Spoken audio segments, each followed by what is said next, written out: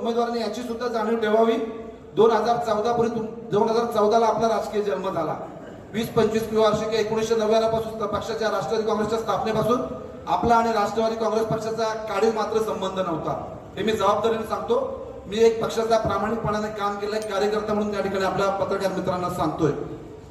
2014ला आपण राजकारणात प्रवेश केला. वेगवेगळ्या कृत्या रडून त्या ठिकाणी जी उमेदवारी खरं तर मधुकर घारे यांना त्या ठिकाणी मिळायला पाहिजे होती त्यांच्या कामाच्या पद्धतीनुसार, परंतु स्वतःच्या भावाला डावलून त्या ठिकाणी आपण आपलं घोडं पुढं दामटवलं. आणि त्यांच्या वेळेस त्या निवडणुकीत सुद्धा मी जाहीरपणाने या ठिकाणी सांगतो, प्रतिस्पर्धी त्यावेळेस मनोहर थोरवे होते. ती निवडणूक अतिशय चुरशीची होती. आपण आज मतदारसंघामध्ये अपक्ष उमेदवार येऊन विधानसभा लढवण्याच्या किती बाता मारल्या. त्या निवडणुकीमध्ये लाडसाहेब असतील किंवा आमच्यासारखे लाडसाहेबांचे सगळे कार्यकर्ते असतील, त्या सगळ्या कार्यकर्त्यांनी मनोहर थोरवे यांच्या विरुद्ध ती लढाई निर्णायक लढाई आरपारची लढाई लढताना किती मेहनत घेतली. त्या मेहनतीच्या बळावर तुम्ही 700 मतांनी जेमतेम त्या ठिकाणी तरुण गेला. म्हणून तुम्ही राजकीय तुमचा जन्म त्या ठिकाणी झाला. इन बिटवीन त्या पिरियडमध्ये सुद्धा 2014 नंतर अनेक प्रसंगामध्ये तुम्ही भाऊंना 2 जणांचं काम केलं. ती क्वेंच कंपनी आपली संतोष कुठेतरी आपल्या कोंड्यामध्ये आहे, मात्र कोंड्यामध्ये क्वेंच कंपनी पाण्याच्या कंपनी जी आहे त्या कंपनीमध्ये तुमचा संघर्ष त्या मालकाबरोबर होता. लाडसाहेबांचा कधीही त्या ठिकाणी संबंध कोणताच आला नाही.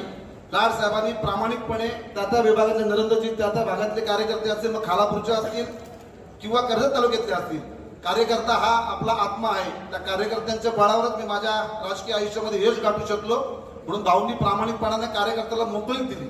जर का लाडसाहेबांना जर का तुम्हाला राजकारणामध्ये जर का कुठेतरी जर का डावलाचं असतं, तुम्हाला एवढं तुमचा जो काही तुम्ही तुमची जो काही मोठा संस्था सोबत त्या ठिकाणी तुम्ही वासरे गोंड्यात निर्माण केला, आज जो काही बडेजाव आणता, मग कुठलं रॅडिसन असेल किंवा इतर ज्या काही कॅन्टरबरी स्कूल असतील त्या माध्यमातून आपण जो काही आव आणता, तेवढी मोकळीक लाडसाहेबांनी जर का मनामध्ये खोट असेल तर तुम्हाला दिली नसती.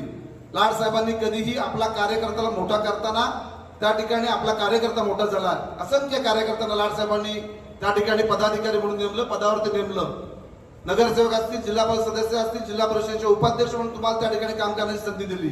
आदरणीय सुरेशदादा टोकरे यांना जिल्हा परिषदेचे अध्यक्ष म्हणून त्या ठिकाणी काम करण्याची संधी दिली.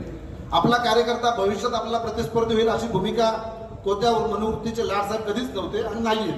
परंतु आपल्या मनामध्ये एक राजकीय महत्वाकांक्षा निर्माण झाली आणि आपण 2014च्या त्या निवडणुकीत माझ्या शिफारसीनं तुम्हाला तालुका युवकचं राष्ट्रवादीचं अध्यक्षपद माझ्या शिफारसीने भाऊंनी दिलं. त्यावेळेस जी मोटरसायकल रॅली भाऊंच्या प्रचारार्थ निघाली संतोष, त्याचं नियोजन सुद्धा सार नियोजन माझ्या सोबत जे असणाऱ्या युवक कार्यकर्त्यांनी केलं.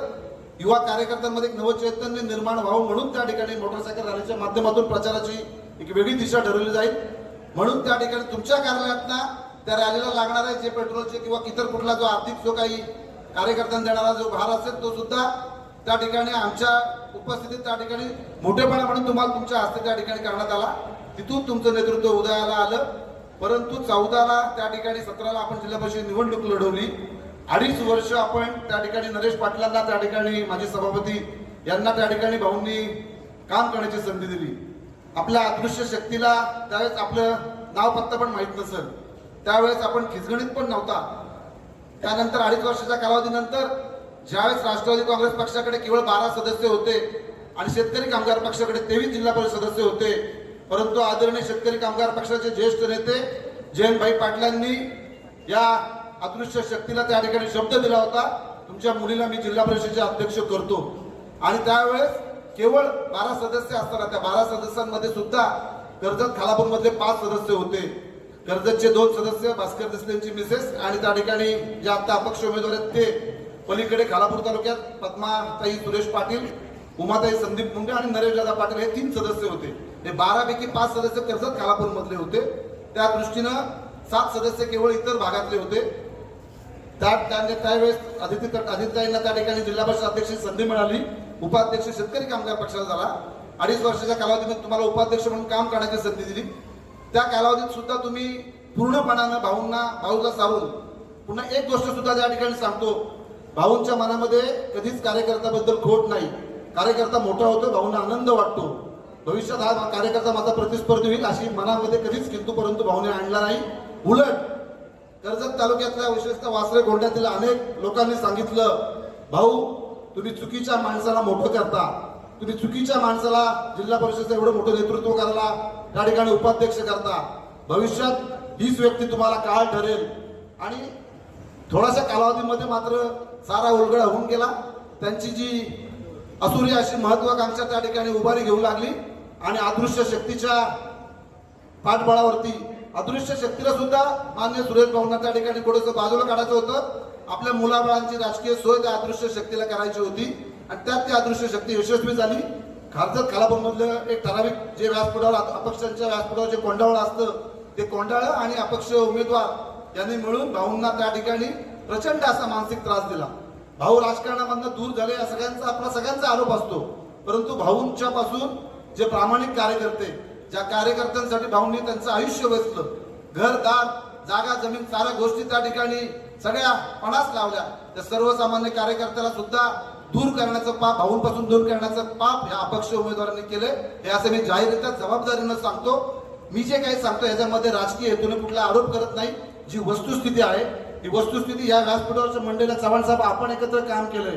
चव्हाण साहेब आपल्याला साधारण कल्पना असेल की जे आम्ही सारं बघितलंय डोळ्याने पाहिले ते या ठिकाणी अवगत करतोय.